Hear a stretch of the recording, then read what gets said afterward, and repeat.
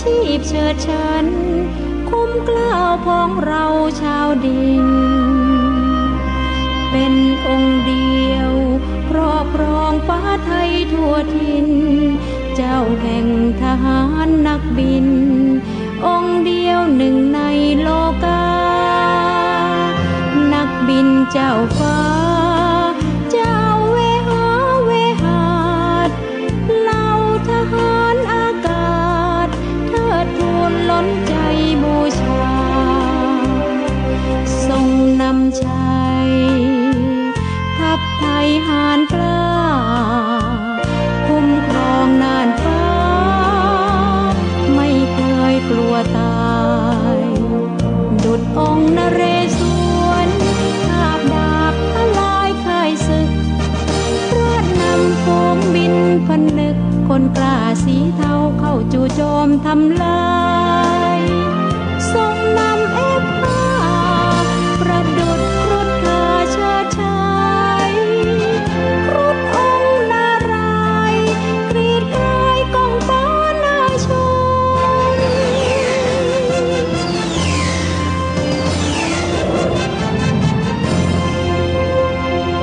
ทรงพระเจริญชนมายุเกิน100 ปีนายเรืออากาศวันนี้มีเกียรติศักดิ์ศรีนิยมทหารอากาศพร้อมพลีชีวาทุกกองทุกกรมน้อมเกล้าถวายบังคมองค์พระบรมในจักรีจอมไทย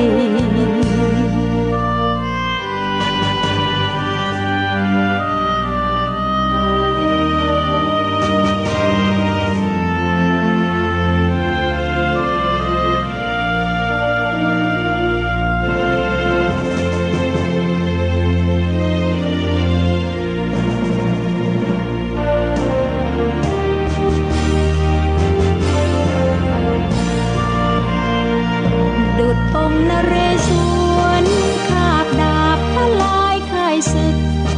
พระนำฝูงบินผนึกคนกล้าสีเทาเข้าจู่โจมทำลายทรงนำF5ประดุจครุฑเธอเชิดชัยครุฑองค์นารายณ์กรีดกรายกองฟ้าน่าชม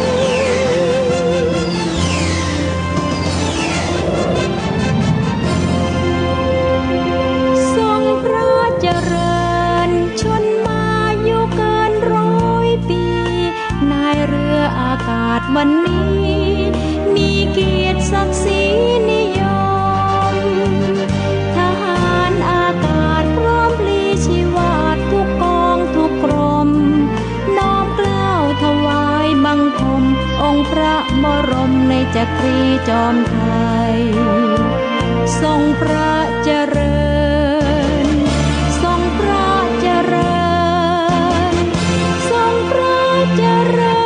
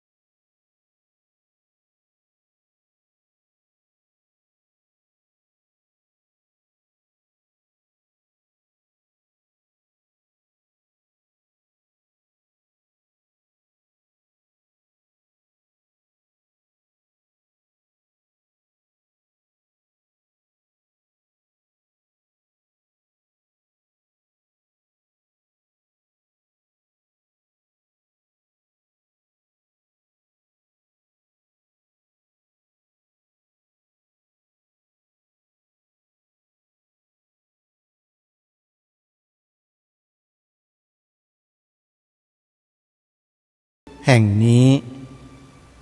ท่านสามารถใช้โทรศัพท์มือถือระบบ Android ดาวน์โหลดแอปพลิเคชันที่ชื่อว่าวิทยุพุทธศาสนาทั่วไทยเพื่อติดตามรับฟังรายการนี้ได้เป็นประจำทุกวันในวันหนึ่ง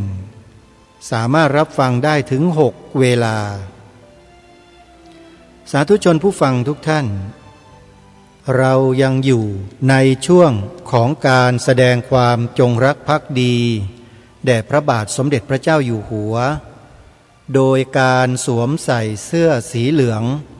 ไปจนถึงวันพรุ่งนี้อีกวันหนึ่งคือถึงวันที่1 สิงหาคมกิจกรรมนี้เรารณรงค์กันมาตั้งแต่วันเฉลิมพระชนมพรรษา28 กรกฎาคมสวมเสื้อเหลืองกันมาตั้งแต่วันนั้น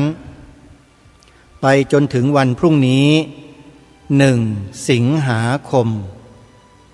ใครที่ยังไม่ได้สวมใส่เสื้อสีเหลืองยังมีโอกาสที่จะแสดงออกถึงความจงรักภักดีแด่พระบาทสมเด็จพระเจ้าอยู่หัวของเราในโอกาสที่มาถึงในทุกๆปีวันเฉลิมพระชนมพรรษาพวกเราชาวไทยก็จะรวมตัวกันกระทำสิ่งนี้ครั้งหนึ่งเพราะฉะนั้น1 ปีมีแค่ครั้งเดียวที่เราร่วมใจร่วมแรงกันแสดงออกถึงความจงรักภักดีอย่างเป็นรูปธรรมคือการสวมเสื้อสีเหลืองเพราะว่าสีเหลืองนั้นเป็นสีประจำพระชนมวาลของพระองค์ท่านคือสีวันเกิดนั่นเองท่านผู้ฟังเพราะฉะนั้นการสวมเสื้อสีเหลืองจึงเป็นการแสดงออกถึงความจงรักภักดีของเราพระสงฆ์นิกรชาวไทยขอให้เราได้ช่วยกัน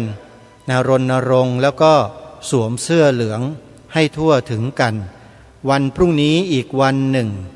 เป็นวันสุดท้ายของการรณรงค์นะโยมนะทำไมเราต้องสวมเสื้อสีเหลืองด้วยเพราะเป็นโอกาสพิเศษญาติโยมถึงแม้ว่าเราจะไม่สวมเสื้อสีเหลืองแต่เราก็มีความจงรักภักดีอยู่เป็นปกติกันอยู่แล้วใช่อันนี้ไม่เถียงพวกเราจงรักภักดีอยู่แล้วหากมีคำถามว่าแล้วทำไมต้องไปสวมเสื้อกันทำไมโยมก็ไม่มีเสื้อสีเหลืองโยมคำปฏิเสธคำนี้การให้เหตุผลเช่นนี้โยมว่าเป็นเหตุผลที่เหมาะสมไหมโยมในบ้านโยมซื้อเสื้อผ้ามีทั้งหมดกี่ชุดแล้วเสื้อผ้าของโยมหมดเงินกับการซื้อการจ่ายไปจำนวนเท่าไหร่แล้วโยมบอกว่าเสื้อสีเหลืองตัวเดียวเราหาไม่ได้เนี่ยอาตมาภาพไม่เชื่อแน่นอนญาติโยมเพื่อความมั่นคงเพื่อความจงรักภักดีเพื่อความเสียสละเพื่อสำนึกในพระมหากรุณาธิคุณแด่พระองค์ท่านเราจะสละเงินเพียงไม่กี่บาทซื้อเสื้อสีเหลืองไว้สักชุด2 ชุดเนี่ยไม่ได้เชียวหรือญาติโยมซื้อเก็บไว้หน่อยนะคนละตัวก็ยังดีโยมไม่ต้องมาสวมใส่ทุกวันหรอกพอถึงวันเฉลิมพระชนมพรรษา28 กรกฎาคมเนี่ยหยิบมาใส่เลยใส่มันโชว์ไปทั่วทุกพื้นที่ของประเทศให้รู้กันนี่เขาเรียกว่าเป็นน้ำหนึ่งใจเดียวกันเป็นการแสดงออก เราไม่อาจสามารถจะเดินทางไปร่วมจุดเทียนชัยถวายพระพรไปร่วมพิธีเฉลิมพระชนมพรรษาในที่ที่ทางการเขาจัดไว้ให้แต่เราสามารถกระทำอยู่ที่บ้านเราได้เราไม่จำเป็นต้องไปก็ได้แต่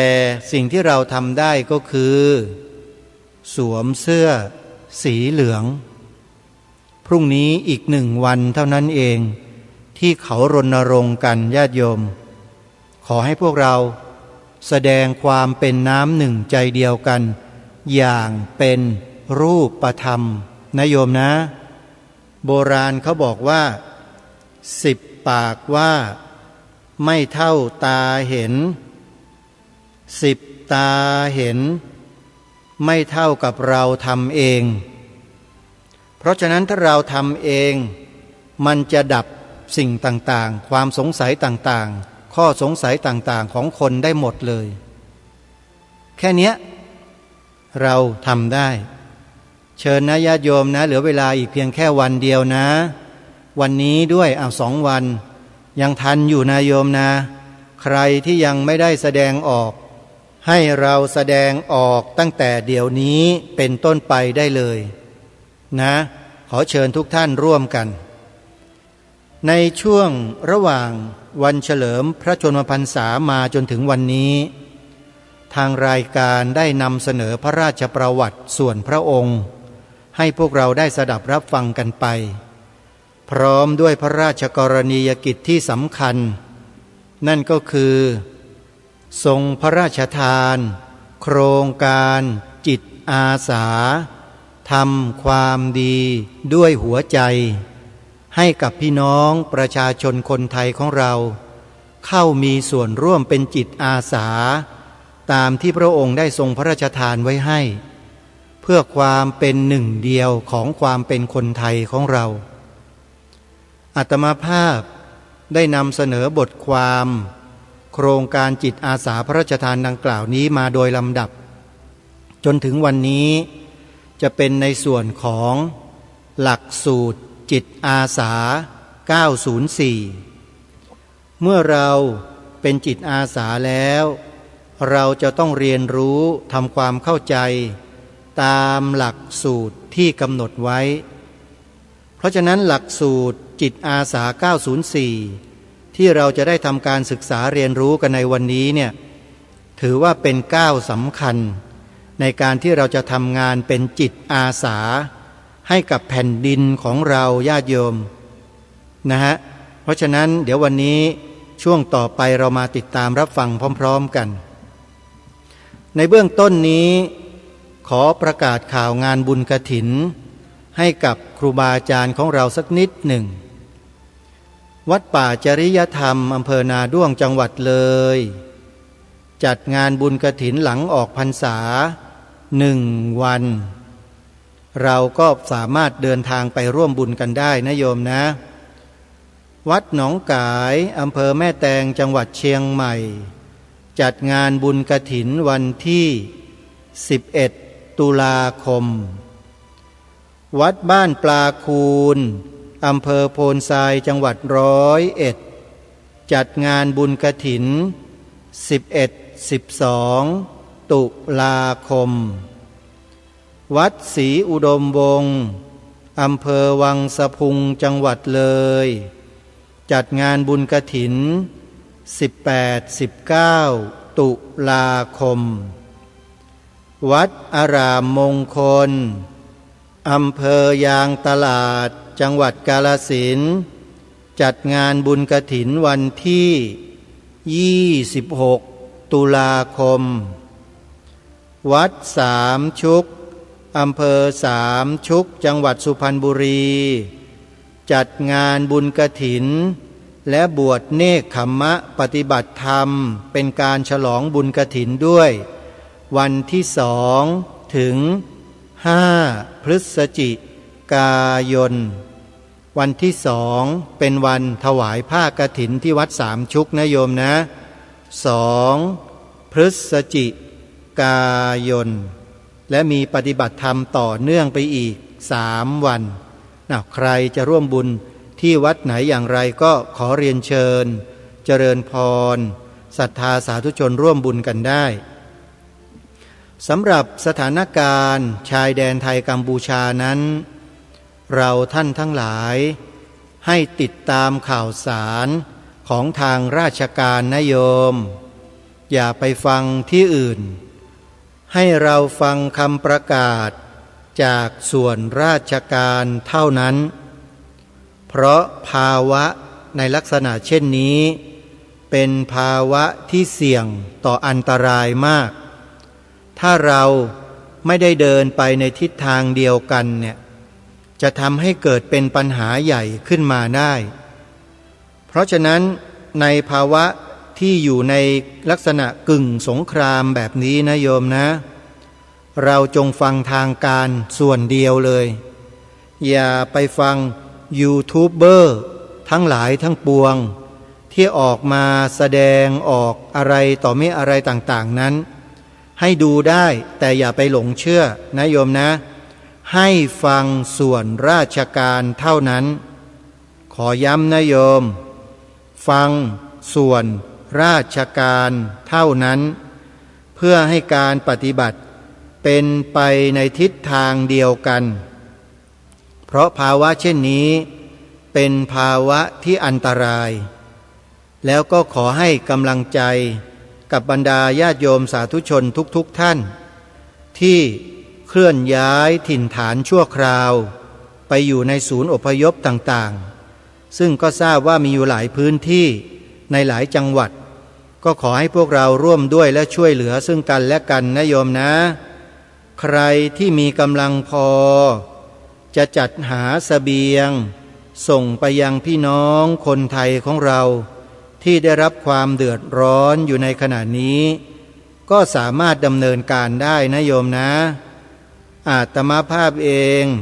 ก็ปรึกษาหารือกับคณะญาติโยมที่สนับสนุนสวนป่าสามัคคีธรรมว่าเราน่าจะจัดหาเสบียงบางอย่างไปมอบให้กับ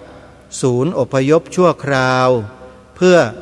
ช่วยเหลือพี่น้องประชาชนคนไทยของเราณขณะนี้ด้วยกันไหมซึ่งก็จะดำเนินการไปตามลำดับตามความเหมาะสมนะโยมนะช่วยกันคนละไม้คนละมือทำให้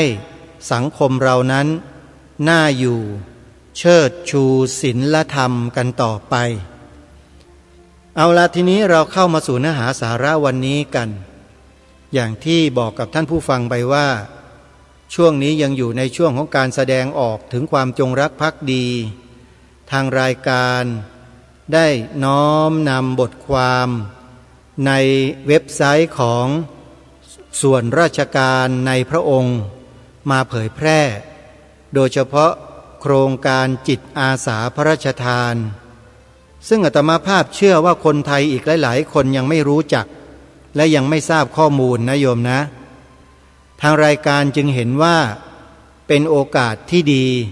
ที่จะนำรายละเอียดเหล่านี้เนี่ยมาถ่ายทอดให้กับพี่น้องประชาชนคนไทยของเราเผื่อว่าท่านใดมีความพร้อมก็จะได้สมัครเข้าเป็นจิตอาสาพระราชทานไปในตัวด้วยนะฮะวันนี้จะนำเสนอหลักสูตรการฝึกอบรมจิตอาสา904เรื่องของหลักสูตรเนี่ยสำคัญมากเราต้องการให้จิตอาสาที่สมัครเข้ามาเป็นจิตอาสาเนี่ยเดินไปทิศทางใดมีแนวความคิดแบบไหนเราสามารถเขียนหลักสูตรแล้วให้จิตอาสาเนี่ยเหล่านี้นะฮะเดินไปตามนั้นได้เลยหลักสูตรจึงเป็นเรื่องสำคัญมากเพราะเป็นเหตุเบื้องต้นของความสำเร็จถ้าหากว่าหลักสูตรนั้นดีทุกอย่างก็จะสำเร็จไปได้ด้วยดีเราลองมาดูกันว่าหลักสูตรของโครงการจิตอาสาพระราชทาน904เนี่ยมีเนื้อหาที่ให้การอบรมแก่จิตอาสาที่สมัครเข้ามานั้นอย่างไรไปดูพร้อมๆกัน หลักสูตรการฝึกอบรมจิตอาสา 904 ประวัติและความเป็นมาของจิตอาสาตามที่พระบาทสมเด็จพระเจ้าอยู่หัวทรงห่วงใยและทรงคำนึงถึงความอยู่ดีมีสุขของประชาชนเป็นสำคัญและพระองค์ทรงมีพระราชปณิธานแน่วแน่ที่จะทำให้ประเทศชาติมั่นคงเป็นปึกแผ่นมีความรักความสามัคคีและประชาชนมีชีวิตความเป็นอยู่ที่ดีขึ้นด้วยมีพระราชปณิธานที่จะสืบสารรักษาต่อยอดโครงการอันเนื่องมาจากพระราชดำริและแนวพระราชดำริต่างๆในการบำบัดทุกข์บำรุงสุขให้ประชาชนและพัฒนาประเทศให้เจริญก้าวหน้าทรงพระกรุณาโปรดเกล้าโปรดกระหม่อมให้จัดโครงการจิตอาสาขึ้นในครั้งแรกเมื่อวันพุธที่ 21 มิถุนายน พระพุทธศักราช 2560 ณ โรงเรียนสุโขทัย เขตดุสิต กรุงเทพมหานคร โดยมีพระราโชบายให้เริ่มทำจากจุดเล็กไปใหญ่โดยเริ่มจากการดูแลรักษาบ้านและบริเวณรอบบ้านของตนเองให้สะอาดก่อนจึงเกิดโครงการจิตอาสาเราทำความดีเพื่อชาติศาสตร์กษัตริย์นับตั้งแต่นั้นเป็นต้นมาเดี๋ยวหยุดพักตรงนี้สักครู่ท่านผู้ฟังพระราชปณิธานของพระองค์ท่านเป็นอันที่ชัดเจนและเป็นการสืบสารรักษาต่อยอดพระราชปณิธานขององค์บูรพมหากษัตริย์พระองค์ก่อนๆมาทุกประการตรงไหนฮะตรงที่พระองค์ได้ทรงย้ำว่าเราทำความดีเพื่อชาติศาสตร์กษัตริย์เห็นไหมท่านผู้ฟัง3 สถาบันหลักของชาติไทยของเราอย่าลืมกันเชียวอาตมาภาพย้ำแล้วย้ำอีกให้พวกเราสอนลูกบอกหลานให้กล่าว2 ประโยคจำได้ไหม2 ประโยคนี้สำคัญเป็นประโยคที่องค์บูรพมหากษัตริยาธิราชเจ้าในอดีตทรงกระทำมาโดยตลอดแล้วการที่องค์พระบาทสมเด็จพระเจ้าอยู่หัวรัชกาลปัจจุบันได้ทรงย้ำเพื่อ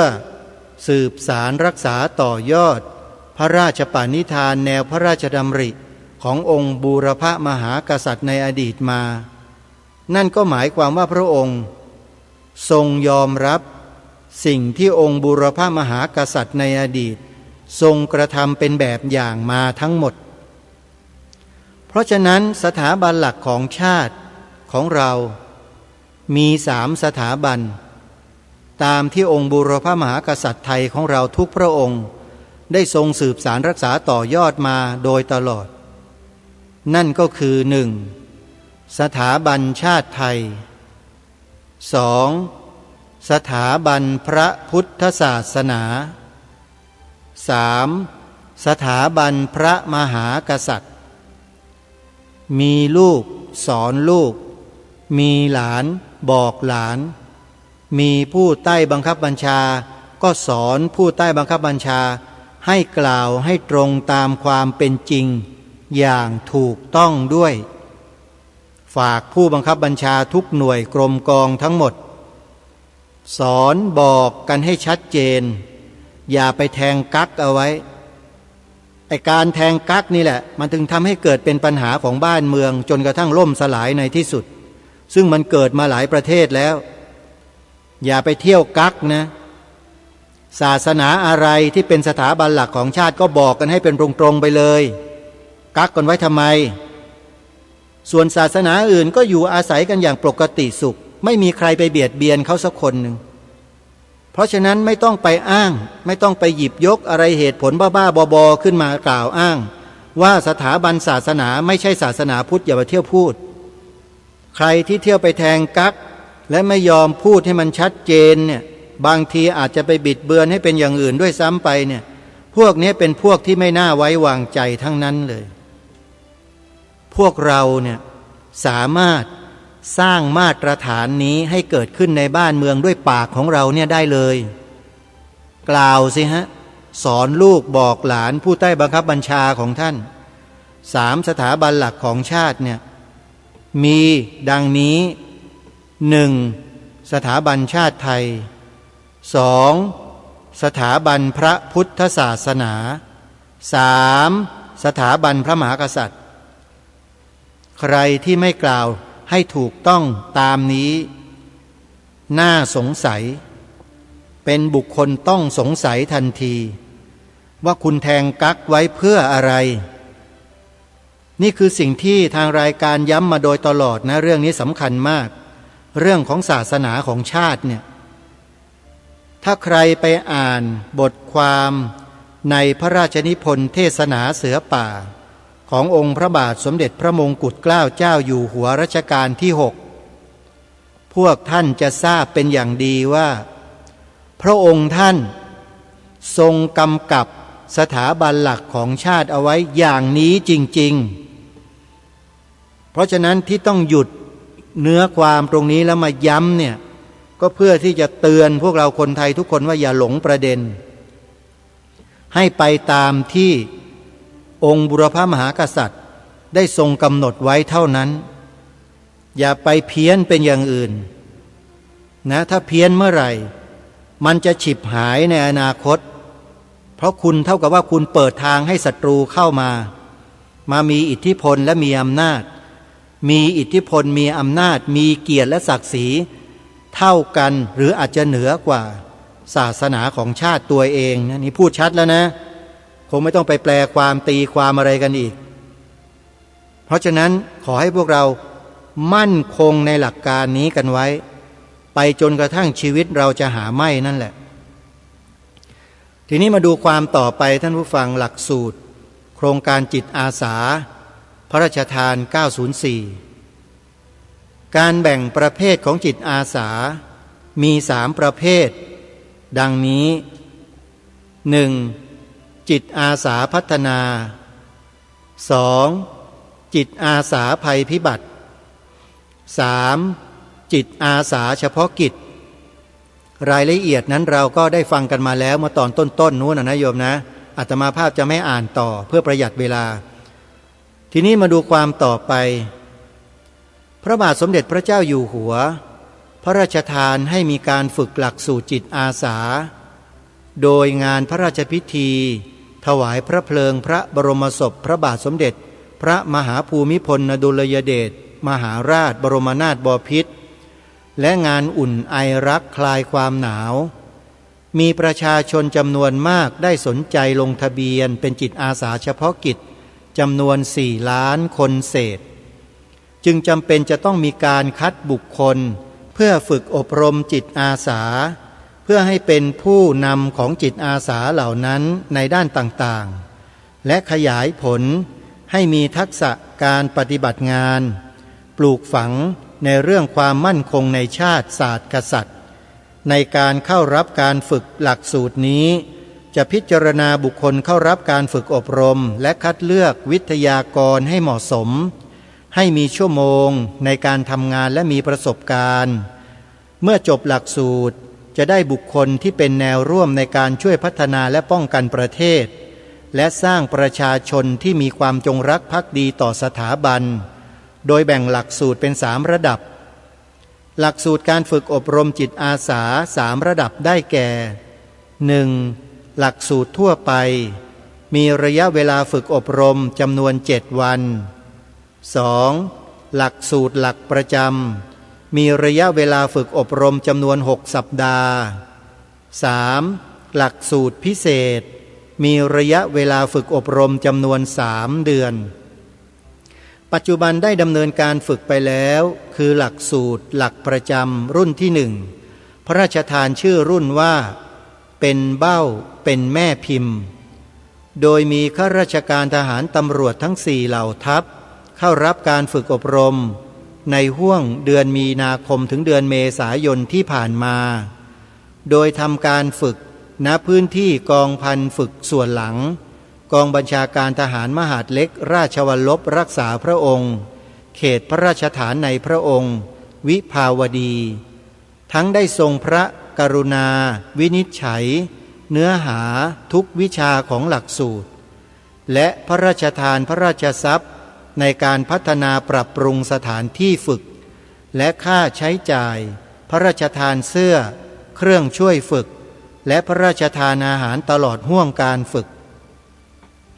วัตถุประสงค์ของการฝึก 1. เพื่อเป็นวิทยากรชั้นเลิศสามารถอบรมขยายผลให้เหล่าทัพของตนเองและพื้นที่ที่ได้รับมอบหมาย 2. เป็นแกนนำให้กับจิตอาสาทั่วไปเพื่อทำหน้าที่จิตอาสา3ประเภทได้อย่างมีประสิทธิผลรวมถึงให้ข้อเสนอและงานด้านจิตอาสาหลายๆด้านนำเทคนิคที่ได้รับการอบรมจากหลักสูตรนี้ไปช่วยเหลือประชาชนตลอดจนภัยพิบัติต่างๆโดยเน้น4ด้านได้แก่ปัจจัย4การศึกษาการรักษาพยาบาลและอาชีพ 3. ต้องทราบปัญหาภาพรวมของประเทศและสามารถสืบสภาพปัญหาในพื้นที่ให้ข้อเสนอแนะงานจิตอาสาในภูมิภาคเพื่อให้ทางศูนย์อำนวยการใหญ่มาวิเคราะห์ช่วยเหลือ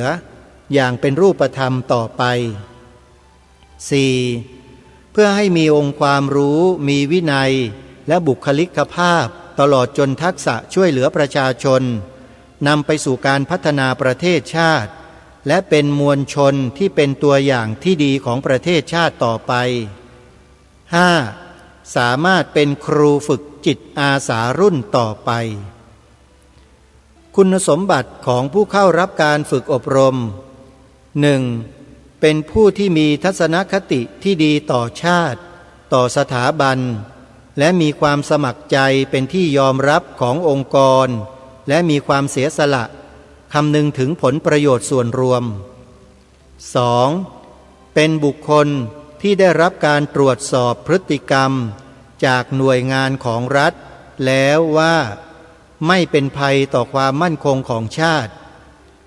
3. เป็นผู้ที่ได้รับการอนุมัติให้เข้ารับการศึกษาตามสายการบังคับบัญชา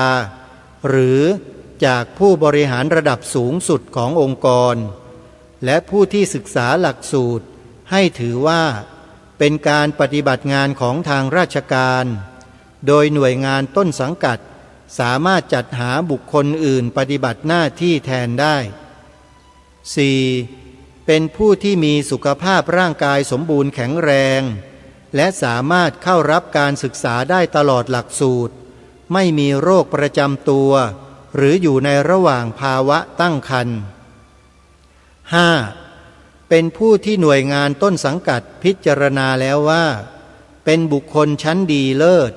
และมีความสามารถที่จะเป็นประโยชน์ต่อการพัฒนาประเทศในอนาคตหลักสูตรหลักประจำเน้นการฝึกอบรมแบบมีส่วนร่วมในการเรียนการสอนการแลกเปลี่ยนประสบการณ์และการศึกษาเป็นคณะเน้นฝึกการปฏิบัติฟังการบรรยายจากผู้มีประสบการณ์จากหน่วยงานและวิทยากรที่มีความสามารถโดยมีระยะเวลาการฝึกอบรมจำนวน6 สัปดาห์แบ่งเป็น6 หมวดวิชารวมทั้งสิ้นจำนวน462 ชั่วโมงดังนี้ 1. หมวดวิชาที่1วิชาทหารทั่วไปจำนวน27 ชั่วโมงเน้นการฝึกให้ร่างกายแข็งแรงรู้คำสั่งภารกิจรู้หน้าที่รู้วินัยทหารทั่วไปรู้จักระเบียบวินัยมีความคิดที่เป็นระบบ 2. หมวดวิชาที่2วิชาการอบรมความรู้ในวงเล็บอุดมการณ์สถาบันพระมหากษัตริย์วงเล็บปิดจำนวน 85 ชั่วโมงเพื่อให้ทราบถึงประวัติศาสตร์ของชาติไทยโดยเฉพาะ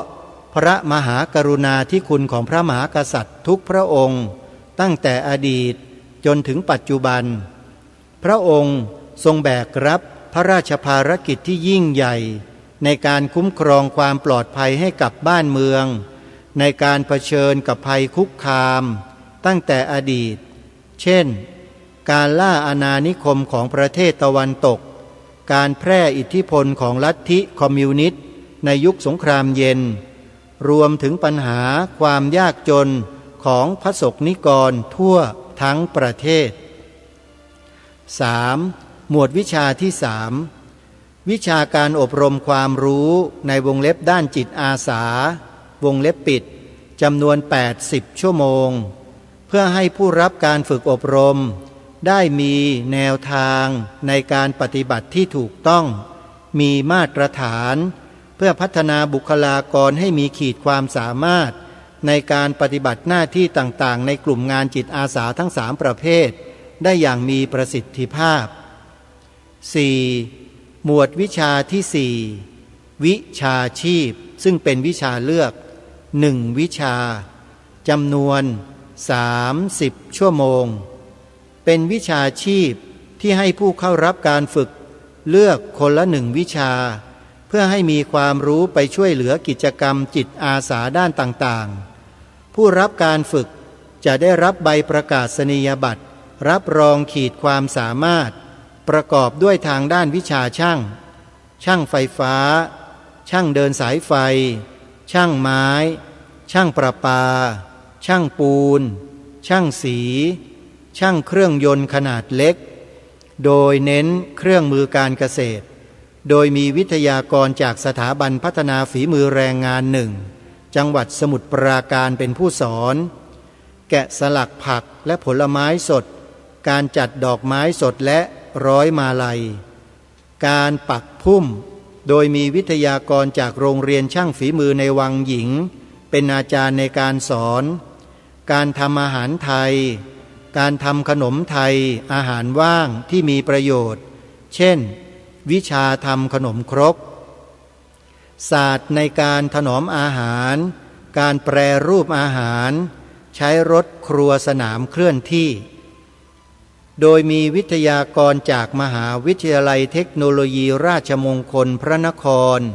และศูนย์เรียนรู้การพัฒนาสตรีและครอบครัวภาคกลางจังหวัดนนทบุรีเป็นผู้สอน 5. หมวดวิชาที่ 5 วิชาศาสตร์พระราชาจำนวน90 ชั่วโมงคิดโดยให้มีความเข้าใจว่าศาสตร์พระราชาคือ4ข้อ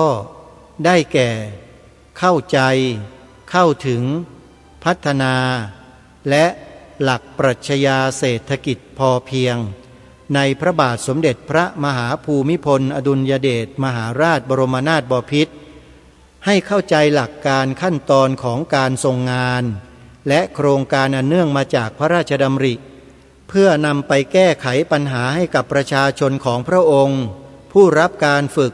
จะได้รับการฝึกอบรมเพื่อศึกษาองค์ความรู้ของพระราชาต้องรู้ว่าศาสตร์พระราชาคืออะไรที่ทรงช่วยเหลือประชาชนชาวไทยเป็นการวางแนวทางแนวคิดทฤษฎีเข้าใจเข้าถึงพัฒนาและหลักปรัชญาเศรษฐกิจพอเพียงเริ่มที่การเข้าใจก่อนเข้าใจปัญหาเข้าใจสถานการณ์เข้าใจภารกิจ